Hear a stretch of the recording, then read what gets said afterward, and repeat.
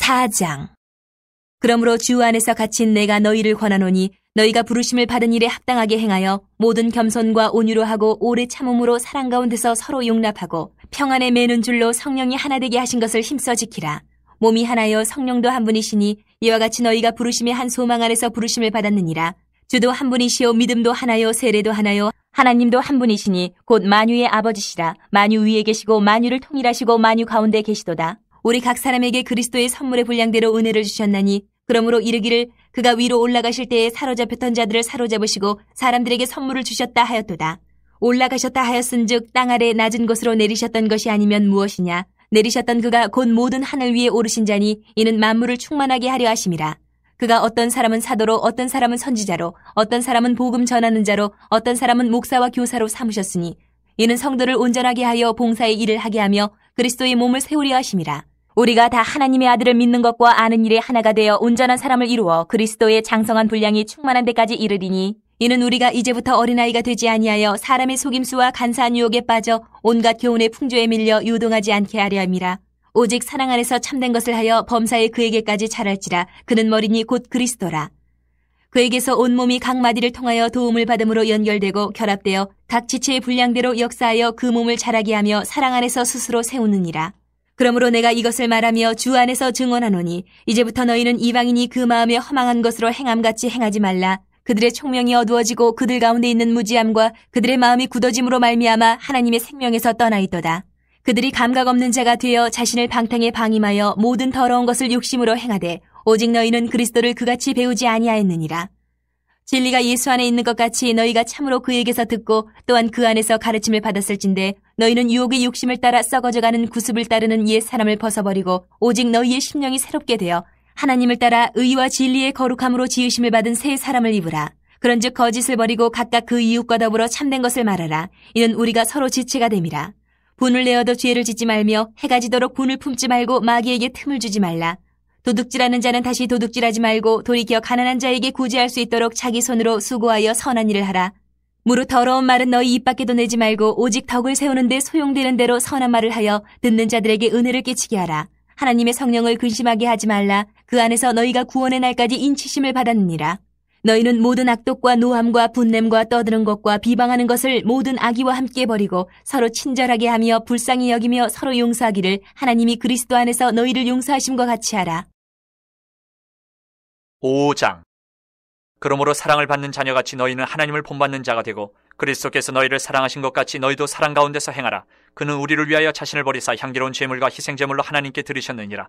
음행과 온갖 더러운 것과 탐욕은 너희 중에서 그 이름조차도 부르지 말라. 이는 성도에게 마땅한 바니라. 누추함과 어리석은 말이나 희롱의 말이 마땅치 아니하니 오히려 감사하는 말을 하라. 너희도 정녕 이것을 알거니와 음행하는 자나 더러운 자나 탐하는 자 곧 우상 숭배자는 다 그리스도와 하나님의 나라에서 기업을 얻지 못하리니 누구든지 헛된 말로 너희를 속이지 못하게 하라. 이로 말미암아 하나님의 진노가 불순종의 아들들에게 임하나니 그러므로 그들과 함께하는 자가 되지 말라. 너희가 전에는 어둠이더니 이제는 주 안에서 빛이라. 빛의 자녀들처럼 행하라. 빛의 열매는 모든 착함과 의로움과 진실함에 있느니라. 주를 기쁘시게 할 것이 무엇인가 시험하여 보라. 너희는 열매 없는 어둠의 일에 참여하지 말고 도리어 책망하라. 그들이 은밀히 행하는 것들은 말하기도 부끄러운 것들이라. 그러나 책망을 받는 모든 것은 빛으로 말미암아 드러나나니 드러나는 것마다 빛이니라. 그러므로 이르시기를 잠자는 자여 깨어서 죽은 자들 가운데서 일어나라. 그리스도께서 너에게 비추이시리라 하셨느니라. 그런즉 너희가 어떻게 행할지를 자세히 주의하여 지혜 없는 자같이 하지 말고 오직 지혜 있는 자같이 하여 세월을 아끼라. 때가 악하니라. 그러므로 어리석은 자가 되지 말고 오직 주의 뜻이 무엇인가 이해하라. 술 취하지 말라. 이는 방탕한 것이니 오직 성령으로 충만함을 받으라. 시와 찬송과 신령한 노래들로 서로 화답하며 너희의 마음으로 주께 노래하며 찬송하며 범사의 우리 주 예수 그리스도의 이름으로 항상 아버지 하나님께 감사하며 그리스도를 경외함으로 피차 복종하라. 아내들이여 자기 남편에게 복종하기를 주께 하듯 하라. 이는 남편이 아내의 머리됨이 그리스도께서 교회의 머리됨과 같음이니 그가 바로 몸의 구주시니라. 그러므로 교회가 그리스도에게 하듯 아내들도 범사에 자기 남편에게 복종할지니라. 남편들아 아내 사랑하기를 그리스도께서 교회를 사랑하시고 그 교회를 위하여 자신을 주심같이 하라. 이는 곧 물로 씻어 말씀으로 깨끗하게 하사 거룩하게 하시고 자기 앞에 영광스러운 교회로 세우사 티나 주름 잡힌 것이나 이런 것들이 없이 거룩하고 흠이 없게 하려 하심이라. 이와 같이 남편들도 자기 아내 사랑하기를 자기 자신과 같이 할지니 자기 아내를 사랑하는 자는 자기를 사랑하는 것이라. 누구든지 언제나 자기 육체를 미워하지 않고 오직 양육하여 보호하기를 그리스도께서 교회에게 함과 같이 하나니 우리는 그 몸의 지체임이라. 그러므로 사람이 부모를 떠나 그의 아내와 합하여 그 둘이 한 육체가 될지니 이 비밀이 크도다. 나는 그리스도와 교회에 대하여 말하노라. 그러나 너희도 각각 자기 아내 사랑하기를 자신같이 하고 아내도 자기 남편을 존경하라. 6장. 자녀들아, 주 안에서 너희 부모에게 순종하라. 이것이 옳으니라. 내 아버지와 어머니를 공경하라. 이것은 약속이 있는 첫 계명이니 이로써 내가 잘되고 땅에서 장수하리라. 또 아비들아, 너희 자녀를 노엽게 하지 말고 오직 주의 교훈과 훈계로 양육하라. 종들아, 두려워하고 떨며 성실한 마음으로 육체의 상전에게 순종하기를 그리스도께 하듯 하라. 눈가림만 하여 사람을 기쁘게 하는 자처럼 하지 말고 그리스도의 종들처럼 마음으로 하나님의 뜻을 행하고 기쁜 마음으로 섬기기를 주께 하듯 하고 사람들에게 하듯 하지 말라. 이는 각 사람이 무슨 선을 행하든지 종이나 자유인이나 주께로부터 그대로 받을 줄을 알미라. 상전들아, 너희도 그들에게 이와 같이 하고 위협을 그치라. 이는 그들과 너희의 상전이 하늘에 계시고 그에게는 사람을 외모로 취하는 일이 없는 줄 너희가 알미라. 끝으로 너희가 주 안에서와 그 힘의 능력으로 강건하여지고 마귀의 관계를 능히 대적하기 위하여 하나님의 전신 갑주를 입으라. 우리의 씨름은 혈과 육을 상대하는 것이 아니요 통치자들과 권세들과 이 어둠의 세상 주관자들과 하늘에 있는 악의 영들을 상대함이라. 그러므로 하나님의 전신 갑주를 취하라. 이는 악한 날에 너희가 능히 대적하고 모든 일을 행한 후에 서기 위함이라. 그런즉 서서 진리로 너희 허리띠를 띠고 의의 호심경을 붙이고 평안의 복음이 준비한 것으로 신을 신고 모든 것 위에 믿음의 방패를 가지고 이로써 능히 악한 자의 모든 불화살을 소멸하고 구원의 투구와 성령의 검 곧 하나님의 말씀을 가지라. 모든 기도와 간구를 하되 항상 성령 안에서 기도하고 이를 위하여 깨어 구하기를 항상 힘쓰며 여러 성도를 위하여 구하라. 또 나를 위하여 구할 것은 내게 말씀을 주사 나로 입을 열어 복음의 비밀을 담대히 알리게 하옵소서 할 것이니 이 일을 위하여 내가 쇠사슬에 매인 사신이 된 것은 나로 이 일에 당연히 할 말을 담대히 하게 하려 하심이라. 나의 사정 곧 내가 무엇을 하는지 너희에게도 알리려 하노니 사랑을 받은 형제요 주 안에서 진실한 일꾼인 두기고가 모든 일을 너희에게 알리리라. 우리 사정을 알리고 또 너희 마음을 위로하기 위하여 내가 특별히 그를 너희에게 보내었노라. 아버지 하나님과 주 예수 그리스도께로부터 평안과 믿음을 겸한 사랑이 형제들에게 있을지어다. 우리 주 예수 그리스도를 변함없이 사랑하는 모든 자에게 은혜가 있을지어다. 에베소서는 에베소에 있는 성도들과 그리스도 예수 안에 있는 신실한 자들에게 보낸 편지입니다. 데살로니가 전후서가 종말론을 다루고 있다면 흔히 에베소서는 교회론을 다루고 있다고 말합니다. 그 이유가 무엇일까요? 바울은 에베소 성도들이 누구인지에 대해 2장에서 자세히 소개합니다. 그들은 이방인들로서 무할례자들이고 이스라엘 나라 밖에 있었고 언약에 속하지 않았으며 하나님도 소망도 없는 자였다고 말합니다. 그렇다면 이런 자들이 어떻게 하나님의 백성 안에 들어올 수 있었을까요? 1장에서 바울은 창세전부터 그리스도 예수 안에 있었던 하나님의 계획으로 인해 에베소 성도들이 하나님의 백성으로 선택되고 예정되었으며 예수 그리스도의 구속을 통해 그 일이 이루어졌다고 말합니다. 하나님은 그리스도 예수 안에서 온 세상을 통합시키려는 궁극적인 목적을 가지고 계시는데 그 계획에 부르심을 받아 하나님의 소유물이 된 것입니다. 하나님은 이 소유권과 그 목적을 성취하기 위해 담보물로 믿는 자들에게 성령을 보내셨다고 바울은 말합니다. 바울은 이런 하나님의 놀라운 영광스러운 계획과 시행, 그 결과에 대해 에베소 성도들에게 주어지는 영적 유익이 얼마나 큰지 더 깊이 알기를 원하는 마음에 그들을 위해 기도합니다. 특히 예수님을 부활시킨 하나님의 능력은 예수님 안에서 역사해서 만물을 그 발 앞에 복종하게 만들 것이며 예수님을 새로운 하나님의 백성의 머리, 즉 교회의 머리로 세우셨다고 말합니다. 2장에서 바울은 하나님의 이런 구원사역을 통해 허물과 죄로 죽었고 본질상 진노의 자녀였던 이방인들이 전적으로 혹은 일방적인 하나님의 긍휼과 풍성하신 사랑으로 인해 그리고 믿음으로 그리스도와 연합됨으로 선한 일을 하기 위한 그의 백성으로 새롭게 창조되었다고 말합니다. 그 결과 그리스도를 통해 이스라엘이나 이방인 모두가 그리스도 안에서 이루어진 이 새로운 백성의 모임, 즉 새 사람 안에서 한 몸으로 부르심을 받았으며 성령을 통해 하나님 아버지 앞에 나아갈 수 있게 되었다고 바울은 말합니다.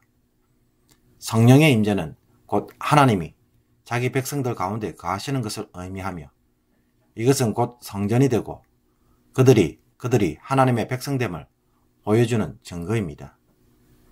바울은 역사 속에 감춰졌던 이 하나님의 비밀의 경륜, 즉 복음을 드러내기 위해 이방인들 가운데서 지금까지 사역을 했고, 교회는 그 하나님의 놀라운 구원의 지혜를 보여주는 결과였습니다. 그러므로 바울이 복음을 전할 때 받은 환난에 대해 에베소 성도들이 낙심할 필요가 없다고 말합니다. 이것이 그들에게는 영광이 되기 때문입니다. 여기서 바울은 다시 한 번 더 기도하는데, 성령으로 말미암아 속사람이 능력으로 강건하고 믿음으로 말미암아 그리스도가 그들의 마음에 계시며 그리스도의 사랑의 크기를 깨달아 하나님의 충만하신 것으로 충만하게 되기를 기도합니다. 즉 하나님의 주신 것들을 통하여 그들이 더 큰 풍성한 영적인 복을 누릴 수 있기를 간구하는 것입니다. 4장에서 6장까지는 에베소서의 후반부로서 하나님의 부르심에 합당한 삶을 어떻게 살아야 할지를 자세하게 말하고 있습니다. 1절에서 16절까지는 새로운 하나님의 공동체, 즉 교회 안에서 사랑으로 연합하여 그리스도의 몸을 세우라고 말합니다. 교회의 머리 대신 그리스도께서 각 사람에게 은사를 주셨고 자신들을 가르치고 돌보는 특별한 은사를 받은 자들의 도움을 받아서 진리 가운데 살아가도록 하셨기에 성도는 그리스도를 머리로 하는 교회를 사랑으로 완성해 가야 하는 것입니다. 그리고 에베소 성도들은 더 이상 이방인의 삶을 따라 살면 안 되고 그리스도 안에서 진리를 따라 옛 사람을 벗어버리고 심령이 새롭게 되어 의와 진리와 거룩함으로 창조된 새 사람의 삶을 살 것을 바울은 요구합니다. 이 새 사람의 삶을 바울은 4장 25절에서 6장 17절까지 자세하게 소개하고 있습니다. 먼저 바울은 이방인들이 행하는 삶과는 분명하게 구별되는 새로운 윤리적 삶이 무엇인지 다양하게 가르쳐줍니다. 거짓을 버리고 참된 것을 말하며 분을 내어도 죄를 짓지 말고 마귀에게 유혹할 틈을 주지 않고 남의 것을 훔치기보다는 가난한 자를 구제하는 선한 삶을 살 수 있도록 열심히 일할 것을 요구합니다. 그리고 덕을 세우는 선한 말을 하며 성령을 근심하게 하지 말 것과 모든 악의를 버리고 친절하고 불쌍히 여기며 그리스도의 용서를 본받아서 서로 용서하라고 말합니다. 그러나 이것은 단순히 윤리적으로 사는 삶이 아니라 하나님의 사랑을 받은 자녀로서 하나님을 본받는 것이고 그리스도의 사랑을 받았기에 사랑 가운데서 행하는 삶입니다. 그래서 더 이상 이방인의 삶을 추구할 수 없는 것입니다. 빛의 자녀로 살아야 하는 것입니다. 그리고 이 악한 세대 속에서 성도는 지혜롭게 살아야 합니다. 그렇게 하기 위해 주의 뜻이 무엇인지 이해하는 자가 되어야 한다고 말합니다.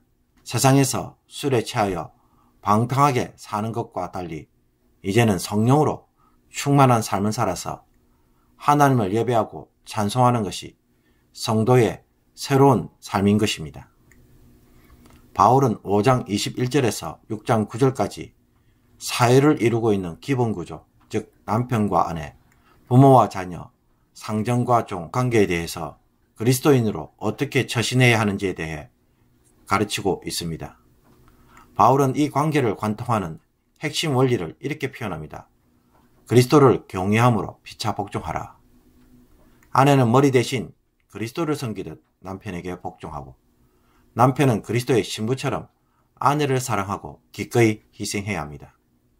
자녀들은 부모에게 순종하며 공경하고 부모는 자신의 성질대로 즉 노여움으로 양육하기보다는 주의 교훈과 훈계로 양육하라고 말합니다.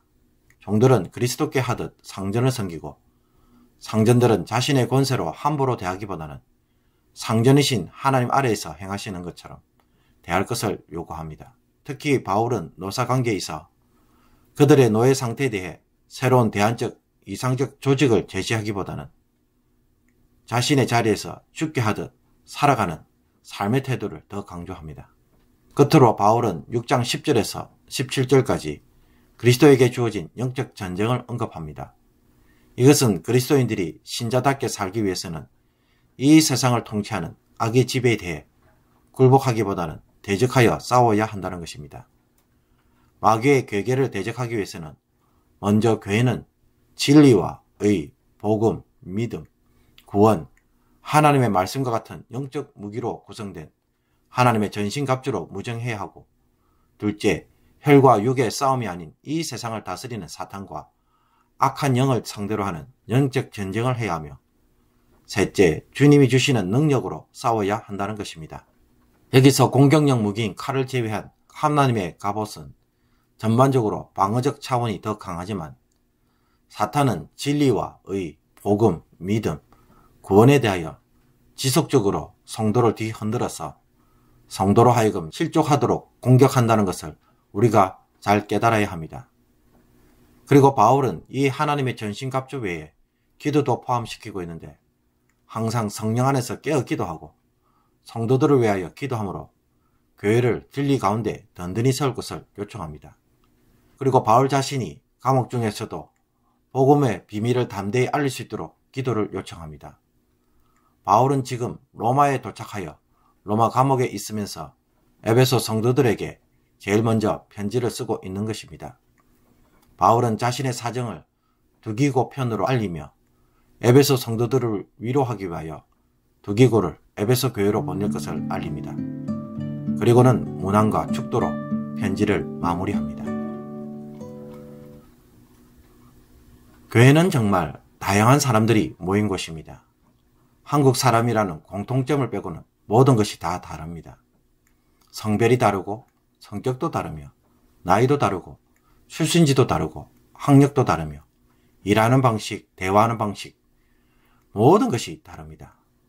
그러므로 너무 다르기 때문에 필연적으로 발생할 수밖에 없는 일이 있습니다. 그것은 너와 내가 다른 것 때문에 항상 갈등과 분열이 존재합니다. 모든 일에 있어 모든 것이 다툼과 갈라지는 이유가 됩니다.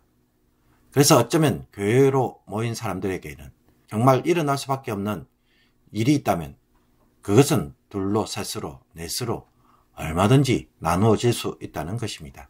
그런데 이런 교회에 대해 바울은 우리가 한 몸으로 부르심을 받았기에 하나라고 말합니다. 또 한 성령을 통해 한 소망으로 부르심을 받았고 섬기는 주도 같고 믿음의 내용도 같으며 세례도 같다고 말합니다. 그리고 무엇보다 우리가 믿는 하나님도 동일한 하나님이시며 한 분이라고 말합니다. 여기서 바울은 우리가 하나의 공동체를 이루어야 할 근거를 몇 가지로 소개합니까? 에베소서에서 언급된 것만 최소 7가지입니다. 다른 말로 하면 우리가 하나가 될 수밖에 없는 근거는 무수히 많다는 것입니다. 그러면서 바울은 우리를 하나로 묶는 끈을 어디에서 찾고 있습니까? 한 분 하나님 때문에 하나가 되어라. 동일한 성령에 의한 믿음과 세례, 한 소망, 한 몸으로 부르심을 받았으니 이것으로 하나가 되어라 라고 말합니다. 그런데도 우리는 이상하게 바울의 이런 가르침에 대해 하나님의 근거를 자꾸 다른 데서 찾을 때가 많은 것 같습니다. 그것은 나의 나이 또래가 같거나 나와 의견이 같거나 나의 성격과 유사한 사람, 내 스타일에 맞는 사람들만 찾아다니고 그 사람들로만 대화를 하려는 성향이 있다는 것입니다. 가령 우리가 교회에서 어떤 일을 하기 위해 그룹을 만들 때 어떻습니까? 쉬운가요? 어렵습니다. 그뿐만 아니라 우리가 하나님의 가족으로 부름받아 형제 자매로 부르지만 솔직히 나의 육신적 가족의 범위를 결코 뛰어넘지 못합니다. 급한 일이 있으면 교회 가족보다는 육신적 가족의 일이 최우선순위이기 때문입니다.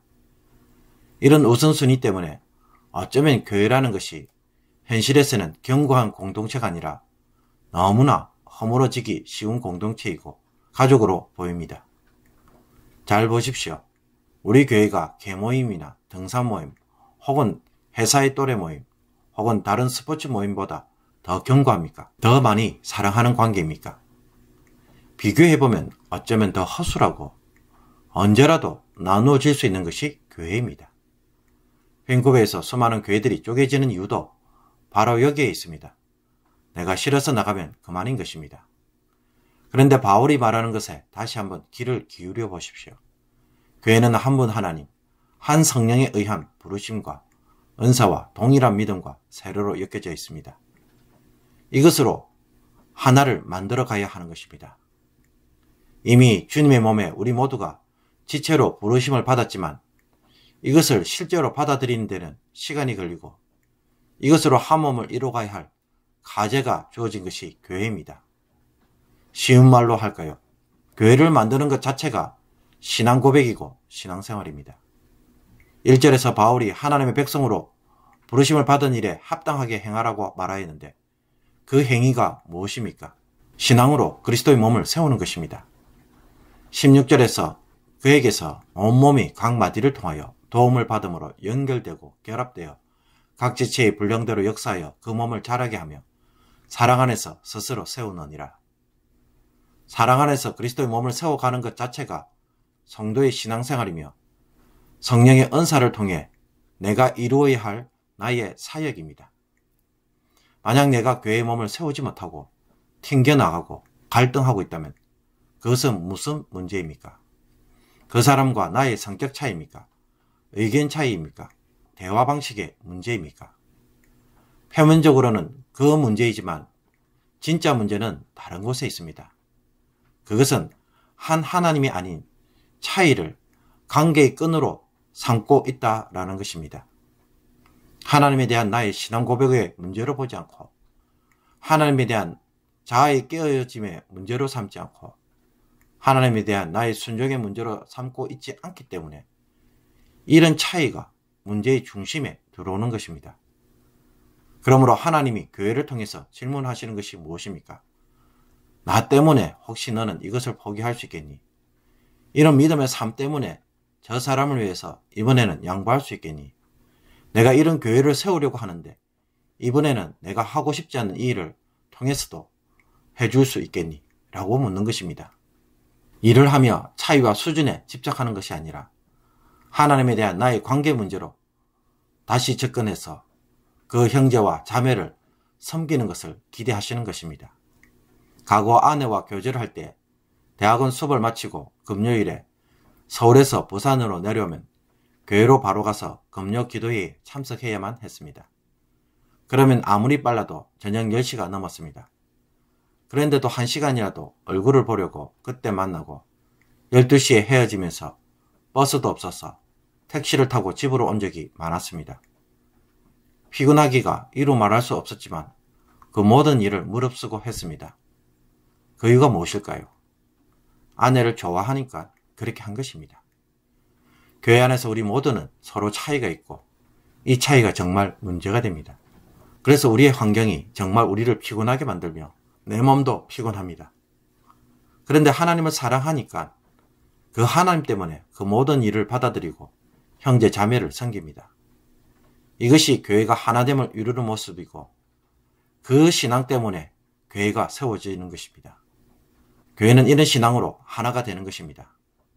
그 사람이 잘해서가 아니라 못해서가 아니라 내가 섬기는 그 하나님 때문에 사랑해서 성도들을 섬기는 그 삶이 이 세상에서 하나님이 교회를 세우시는 방법인 것입니다. 그런데 우리가 차이로 인해 갈등할 때 이 차이를 자꾸 이야기한다면 무엇을 말하는 것밖에 되지 않습니까? 하나로 만들려는 하나님 앞에서 차이로 나누려고 하는 말밖에 되지 않는다는 것입니다. 그런 사실을 무시하거나 그런 아픔과 갈등을 외면하는 것이 아닙니다. 우리의 연약함과 한계를 인정하지 않는 것도 아닙니다. 그 이야기를 하지만 그곳에 답이 있지 않기 때문입니다. 하나님 때문에, 그리스도의 사랑 때문에 내 안에서 성령께서 은사로 섬기라고 하니까 순종할 때 성령의 하나 되게 하신 것이 수면 위에 드러나게 되는 것입니다. 그러므로 형제의 허물과 단점을 고치거나 혹은 바로 세우기 전에는 아무것도 할 수 없는 것이 아니라 하나님에 대한 우리의 끝없는 순종과 사랑이 여러분의 심령에 차고 넘쳐서 이 사랑으로 교회가 세워주는 줄로 믿습니다.